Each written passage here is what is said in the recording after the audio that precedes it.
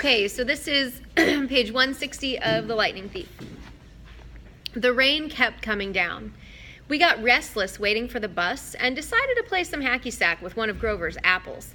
Annabeth was unbelievable. She could bounce the apple off her knee, her elbow, her shoulder, whatever. I wasn't too bad myself. The game ended when I tossed the apple toward Grover and it got too close to his mouth. In one mega goat bite, our hacky sack disappeared, core, stem, and all. Grover blushed. He tried to apologize, but Annabeth and I were too busy cracking up. Finally, the bus came. As we stood in line to board, Grover started looking around, sniffing the air like he smelled his favorite school cafeteria delicacy, enchiladas. "What is it?" I asked. "I don't know," he said tensely. "Maybe it's nothing." But I could tell it wasn't nothing. I started looking over my shoulder, too. I was relieved when we finally got on board and found seats together in the back of the bus. We stowed our backpacks. Annabeth kept slapping her Yankees cap nervously against her thigh. As the last passengers got on, Annabeth clamped her hand onto my knee. "Percy!" An old lady had just boarded the bus. She wore a crumpled velvet dress, lace gloves, and a shapeless orange knit hat that shadowed her face, and she carried a big paisley purse.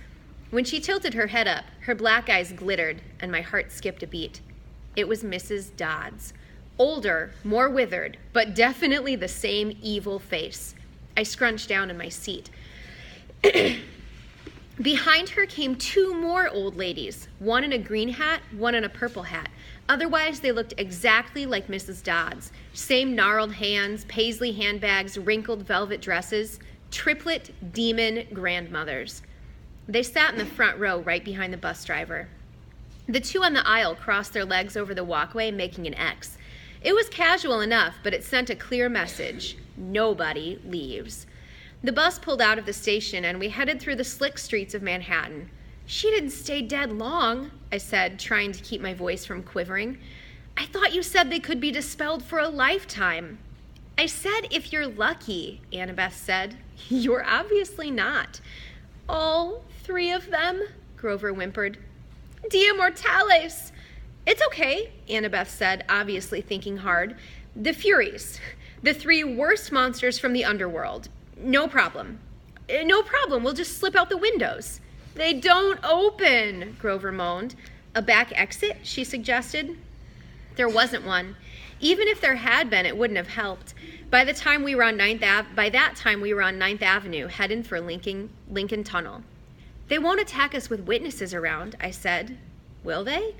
"Mortals don't have good eyes," Annabeth reminded me. "Their brains can only process what they see through the mist."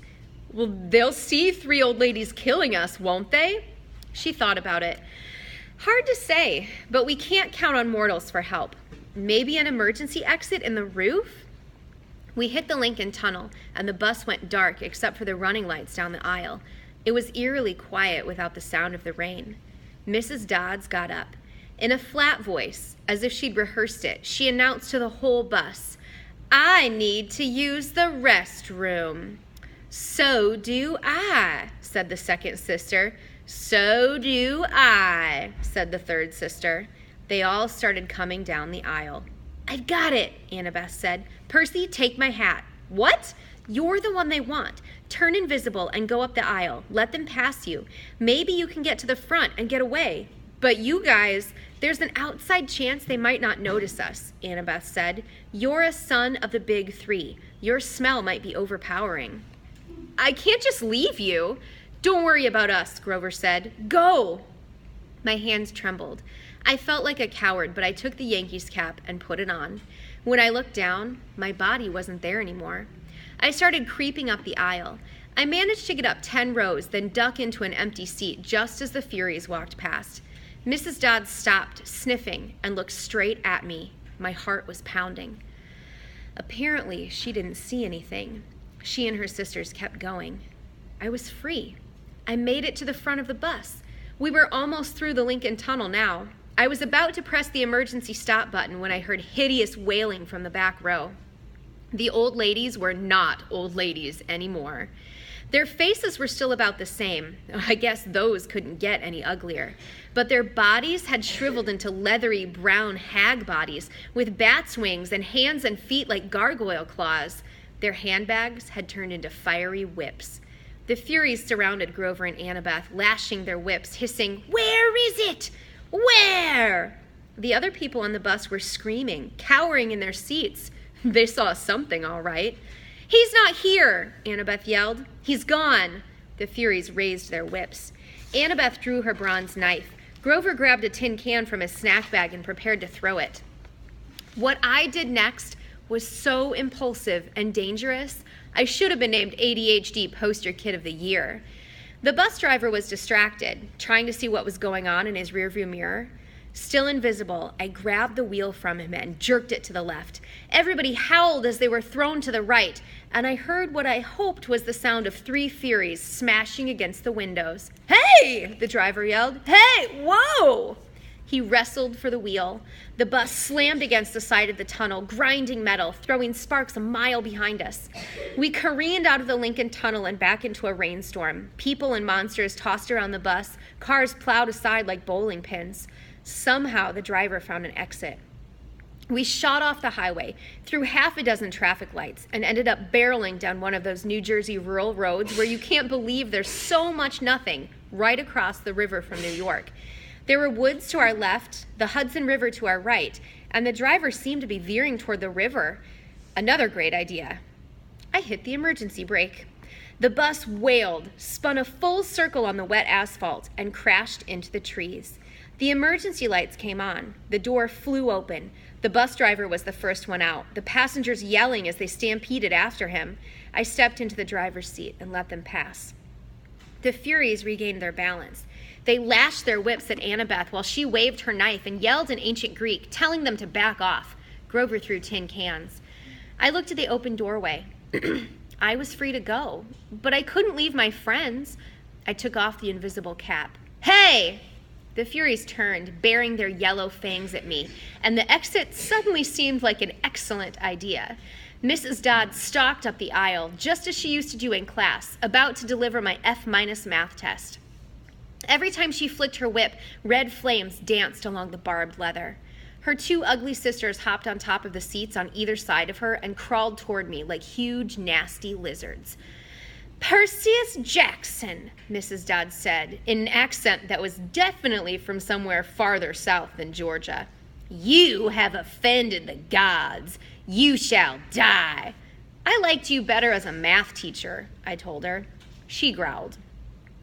Annabeth and Grover moved up behind the Furies cautiously, looking for an opening. I took the ballpoint pen out of my pocket and uncapped it.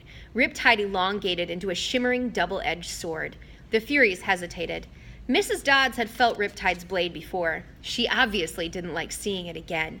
"Submit now," she hissed, "and you will not suffer eternal torment." "Nice try," I told her. "Percy, look out!" Annabeth cried.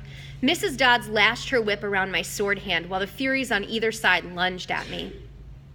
My hand felt like it was wrapped in molten lead, but I managed not to drop Riptide. I stuck the Fury on the left with its hilt, sending her toppling backward into a seat. I turned and sliced the Fury on the right. As soon as the blade connected with her neck, she screamed and exploded into dust.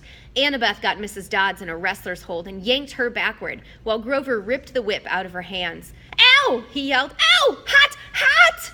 The Fury I'd hilt slammed came at me again, talons ready, but I swung Riptide and she broke open like a piñata. Mrs. Dodds was trying to get Annabeth off her back. She kicked, clawed, hissed, and bit, but Annabeth held on, while Grover got Mrs. Dodds' legs tied up in her own whip. Finally, they both shoved her backward into the aisle.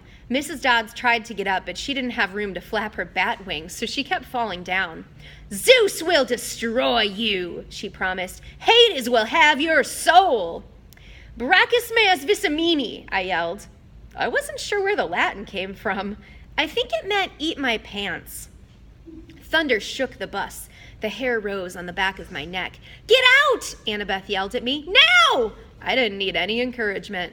We rushed outside and found the other passengers wandering around in a daze, arguing with the driver or running around in circles yelling, "We're going to die!" A Hawaiian-shirted tourist with a camera snapped my photograph before I could recap my sword.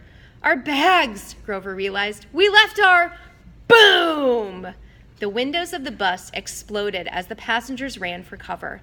Lightning shredded a huge crater in the roof, but an angry wail from inside told me Mrs. Dodds was not yet dead. Run, Annabeth said. She's calling for reinforcements. We have to get out of here. We plunged into the woods as the rain poured down, the bus in flames behind us, and nothing but darkness ahead.